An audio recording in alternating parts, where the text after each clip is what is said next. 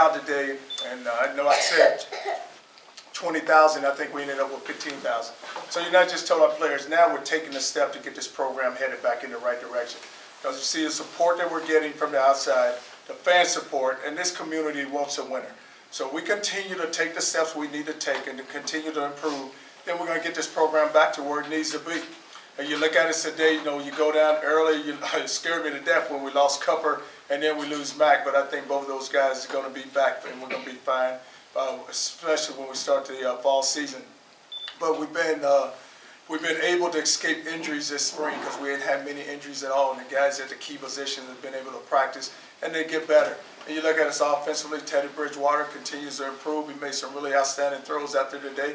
And I said this, and I believe this, in order for us to be an outstanding football team, we have to be able to run the football. And the way we run the football, you have to play physical, and we were able to run the ball. You look at Sonoris Perry, look at the run, Dominique Brown. We have the backs with Corbin Lamb, Jeremy Wright. We have the backs that are physical enough to run behind their pads now and to get positive yardage. But that has to happen in order for it, because what happens when you run the football, it's going to, the strength of your team is going to be about toughness, and it's going to make the defense tougher because now they have to stop the run. And on the offense, they have to be challenged to go run the ball. And we're good enough where we can be play-action team where you can get Teddy in the open field and he can make the throws where we can move the chains.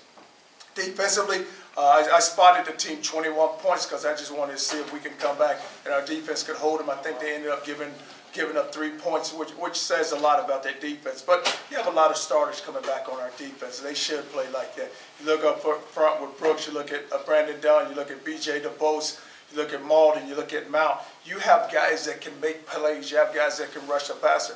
Malden, he showed up, a million times today. You watched him run around, and he made some plays. But he's so athletic, and he's fast, and he's physical, and he can get off blocks, and he can run to the ball. And then you look at us in the secondary. You return all your starters with Bouchel, at the one corner position, then with Johnson at the other. Then you look at Akeem Smith, and you look at Pryor. You have 4 starters returning in your secondary. And then in the middle, always tell Preston Brown this. If you're going to be an outstanding player, and if you're going to be the leader of this defense, your middle linebacker has got to be the guy. And Preston can be that guy. Look at what Dexter did last season, and now Preston has an opportunity to go do it. Then you have Daniel Brown, who's a starter coming back, and then you have Mount as the outside linebacker. So you feel pretty good at what you have. Now it's all about now where we're going to take this team. You have the summer to get ready. They have a couple of weeks to finish up classes, and then we get them back here this summer. Then we'll be able to build that football team and just watch how we can develop as a team. And we had to develop as a team. And I told our guys now this, we have 9 seniors. When you look at Cup, you look at Stein, you look at Andrell Smith, look at Daniel Brown. Those guys have been in this program. So now it's up to the young guys for the leadership. It's got to come from the young guys also. Maybe a Teddy, maybe a Preston Brown. Who's it going to come from? But we're going to need everyone as a football team to take this program and get it going. And this could be a special group. That's all about work. And I said it the other day, a lot's going to be said about this team. A lot's going to be written about this team. Now, are we going to be mature enough to handle all the writing out there, the publication of what's going to be said? Last year we were picked last. We ended up in a 3-way tie for first. This year we're going to be picked first or second, wherever. So now we're going to see if we can work as a team, and then can we go play each week and be a consistent team every week, and we have a chance, and we'll see. But it's like we have a lot of work to do, and it is, and we need to improve. We have to go get better. We had too many false starts out there today on offense.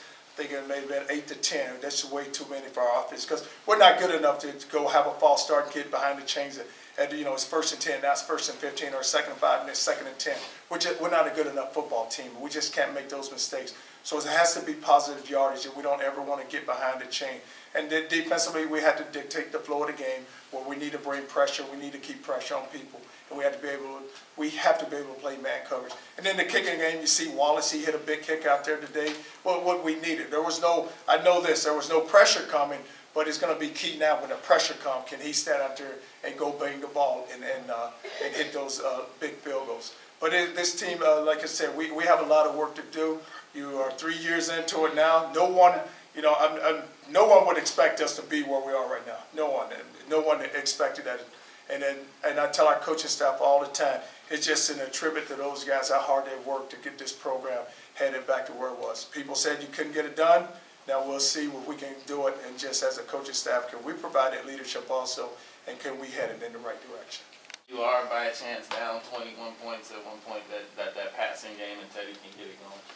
You would like to think so, because you look at outside, you have Devontae who can win one-on-one. You have Andrell Smith who can win one-on-one. Copeland has had a really outstanding spring.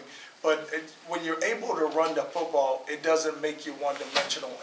And what you have to be able to do is not become, because all the time on defense, we always say this, let's make a team one-dimensional. Let's stop the run and force them to throw the ball, because we feel like now if we force them to throw the ball, then something bad's going to happen. Either we're going to go get a sack, or either we're going to go get an interception, or we're going to tip a ball. Either something bad will happen if we can force them to throw the football. So I know Teddy is good enough to do that, but you still like to be balanced, and it's all about balance with your run and pass. Teddy, excuse me, Coach, you talked about this being a special group. They've already got a Big East championship, so how do you define special for this bunch of players? Well, even with us winning the Big East championship last year, we get into a game where you have a chance to really solidify it, and you go get beat here at home by Pittsburgh. And so it's all about now, guys. Yeah, we got there last year, but we could have done so much better than what we did. And so now let's build on that. You know, you look at it and say, hey, we're not comfortable being 7-6 every year. Let's erase some of those losses. And we've had 12 losses in 2 years, and the average margin of loss is 7.3 points. And so, okay, offensively, go get a score, defense, stop them, and then you never know what could have happened in those games. Special are you talking about with this bunch? Well, what you like to do in the beginning is you look at that schedule and say, listen, you know, you get beat at home by FIU, then you get beat by Marshall, and then you say, guys, those are games that you just, and not to take anything away from those programs, but those are games that we need to go win, especially when you're at home. Now you're at home, you get to open up at home with your first 3 games, and we haven't played very well at home. So, you know, how can we get past that cloud that's sitting here at home, but we can go on the road and play so well. Then you get here at home, and it's just more where, I don't know if we get more relaxed or what it is, where we're thinking, oh, we're just going to roll out there and go win. But somehow we have got to get past that cloud and go play very well at home, and then maybe that can carry on the road for us. Coach, compared to some of the other quarterbacks that you've seen, Teddy's development from freshman to sophomore year, how does that compare? You know, what he continues to do is just get better, and he wants, and the thing about him, he's so easy to coach. And a lot of times when guys have had success so early, they get so full of themselves that they don't want to listen. Whereas with Teddy, he's in the film room. And what's special is to watch him and Stein work together. There's no egos there. And for Teddy to have the success he had, and then there's Stein who's still sitting there, and watch those 2 guys work, it's amazing. But Teddy, he can still develop much. You know, he can get better, and it's all about development. But he wants to be coached. Where a lot of guys feel like they have all the answers. And we have some guys like that now who think they have all the answers, and they don't want to listen to anyone. Where could he, you know, picking up like today? You know, I don't know how many bad throws he made, but he had one he should have never forced out in the flat. You know, if that's a good player, that ball maybe picked for 6 going the other way. No. But it's just, you know, just finding the receivers and what he does know. Sometimes at practice he'll make a throw, and you know the receiver's nowhere to be found. Then here comes a receiver making that catch where he just knows, Coach, that's where he's supposed to be. So I just let the ball go, and like the throw he made in the South Florida game last year. He throws that ball, but it's room for improvement for him. You talk about it. People have said, Rick, it says, I just know this, but because of what we have coming back, a lot of people think we should be picked, but it's all about us too, just making sure that we stay within ourselves too, and just know just know where our weaknesses and our strengths and where we can go get better, and not worry about what everyone says. Because I have there's a sign sitting out there on that door that where last year I think we were picked like 90th in the country with all the, so I leave that up, so I want them to see that every day. So you guys, if you want this program, just look at that, where you were and what everyone has said. So let's not buy into it.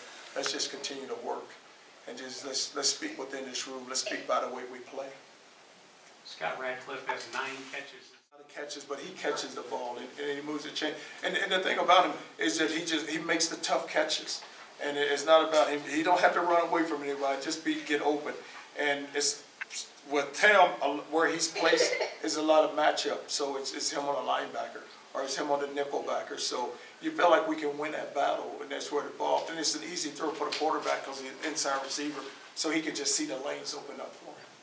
Last year it seemed like cornerback was a position where you guys were never totally satisfied with the level that they were playing. How confident are you in you guys this year? Well, you like to think since you had the two starters back with Buechele and Andrew, and then T. Floyd coming along, and Gaines haven't even been cleared yet, but he practices, but he just couldn't play just because with his injury, we didn't want to put him out there and get him injured before the season ever gets started. But you feel like you have 4 guys that can play at that position. And I just look at this whole football team, and some of you have seen it, you've been here and you've seen us. It's just like, we're just like a totally different team. I mean, last year we were just trying to get the snap. I mean, we could, practices were so bad. I was just like, oh my God, can we just get the snap and just run a play? And now you feel like you can just function. You feel like you can function as a team.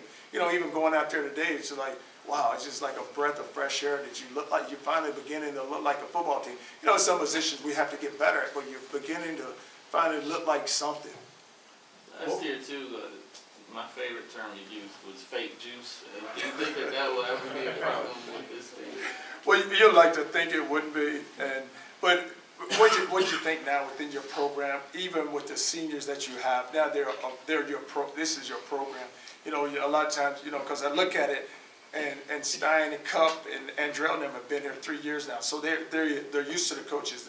They know what we expect of them, and so the expectation is there, and those guys all understand it. So you would like to think there's no fake juice, and you notice it right off, guys. And I tell them all the time, guys, I know right away when it's fake juice and when it's real, because a lot of times if the game is right, nothing is hardly said. But when you run out there and you're not ready to play, and everybody's trying to bounce around, and I said all I had to do is look at a certain position. I can tell you right now if it's fake juice or not. And a lot of times it starts with the defensive line. I can look at that group of guys and tell you if we're ready to go play or not. Where's the level of comfort right now with Sean Watson, offensive coordinator, in the game he called today? Oh, I've always been comfortable with Watts, even when he started calling the plays last year, because it's, you know, you look at it, it's a balanced attack. It's, you know, it's all about running the football, and that's what I like to see is run the ball. And then Teddy has developed so much under him, and he's going to continue to develop. But we'll be able to move the football. Now it's just defensively, can we go stop him? I like to see one guy kind of emerge, but you look at the way the guys, if you were to take spring ball right now, I would tell you that Sonoris Perry probably had the best spring. And if you watch him run, he runs so hard, he runs behind his pad. And Dominique Brown, and it's not to take anything from Dominique, Jeremy, and Corbin Lamb, but you have 4 guys there, and it's like, you know, you're sitting there with a good group of running backs. And you said, you know, something we should, you know, just keep running these guys in and out, give them some plays, and let's see what. But you like one guy to set in there because it's all about them being consistent where they get enough touches. And now if I get enough touches, if I get 20 touches, maybe I'll break 1 or 2. You know, it's like Bilal, I said, you know, those guys may start off slow just like he did. And then as that game wore on, you know, he got stronger and stronger and stronger. That's what you like to see. At the end of last year, you talked about the potential of Devontae Parker being well into his body. Have you seen that progression? Oh, he's continuing. I mean, you watch that catch today, he makes another catch. But, you know, you watch him, and he's got so much bigger and stronger, and it has helped him. And now for him, it's all about just reading the coverages and just understanding the whole package of the defense. And once that happens, then he really can take off and explode. And he's getting it. But, you know, it's like young guys. When you get those young receivers in, it's like young defensive backs. They don't really see the whole picture. You know, they just so worried about, okay, I just have to worry about what I have to do. No, you have to know what everything else is happening around you that makes you a better football player. Just don't only understand your position, know what the guy inside is doing so he can help you out with your routes or you can understand the coverage. You said he gets it. Is that a term you guys use, it?